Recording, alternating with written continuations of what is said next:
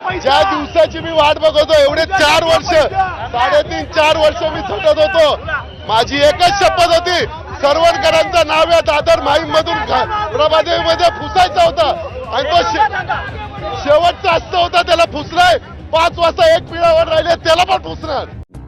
एकीकडे मुंबई महापालिकेचे निकाल जाहीर होत असताना महायुतीला संमिश्र यश मिळाल्याचं चित्र आहे। मात्र दुसरीकडे शिवसेना ठाकरे गटानं काही ठिकाणी थेट शिंदे गटाला जबरदस्त धक्के देत आपली ताकद दाखवून दिली आहे। विशेष म्हणजे ठाकरेंच्या शिलेदारांनी शिंदे गटातील 2 दिग्गज नेत्यांचा पराभव करत जायंट किलर ठरल्याचं चित्र आहे। दक्षिण मध्य मुंबईतील प्रभादेवी परिसरातील प्रभाग क्रमांक 194 मध्ये शिंदे गटाला मोठा धक्का बसलाय।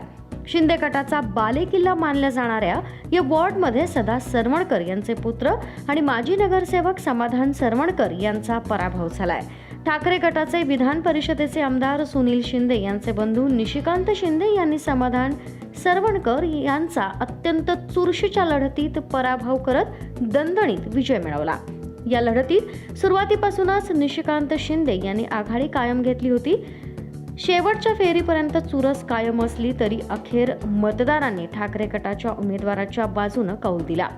विधानसभा निवडणुकीनंतर आता महापालिकेतही सरवणकर कुटुंबाला धक्का बसल्यानं प्रभादेवीतील राजकीय समीकरण बदलल्याचं स्पष्ट होत आहे। दरम्यान पश्चिम उपनगरातील जोगेश्वरीतही शिंदे गटाला मोठा धक्का बसलाय।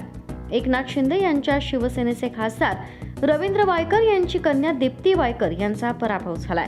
हा पराभव शिंदे गटासाठी धक्कादायक मानला जात असून मुंबईतील ठाकरे गटाची पकड अद्याप मजबूत असल्याचं या निकालांमधून अधोरेखित होत आहे।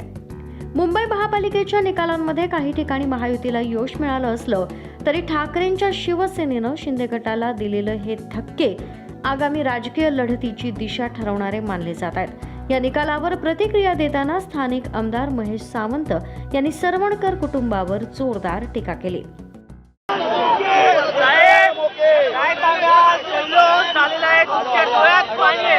माझ्या डोळ्यात आनंद अश्रू आहे। ज्या दिवसाची मी वाट बघतो एवढे 4 वर्ष 3.5-4 वर्ष मी झटत होतो। माझी एकच शपथ होती, सरवणकरांचं नाव या दादर माहीम मधून प्रभादेवीमध्ये फुसायचा होता आणि तो शेवटचा अस्त्र होता, त्याला फुसलाय। 5 वाजता एक पिढावर राहिले त्याला पण फुसणार। पहिल्यांदा वडिलांचा पराभव, आता मुलाचा पराभव झालेला आहे। महेश सावंत यांची जादू प्रभादेवी दादर माहीममध्ये चाललेली आहे। महेश सावंत हा सर्वसामान्यांसाठी झटला आणि तो आयुष्यभर झटत राहणार। हे फक्त बिल्डर लॉबीचे दलाल होते, त्यांना लोकांनी दाबून टाकलंय। अनेक आरोप तुमच्यावरती केले होते, अनेक आरोप तुमच्यावरती करण्यात आले होते। आताच्या लढाईमध्ये मराठीचा विजय झालाय का? मराठी आणि मराठी सगळ्या प्रभादेवीच्या तमाम जनतेने विजय केला, तमाम जनतेने। Bureau report, Maharashtra news 24।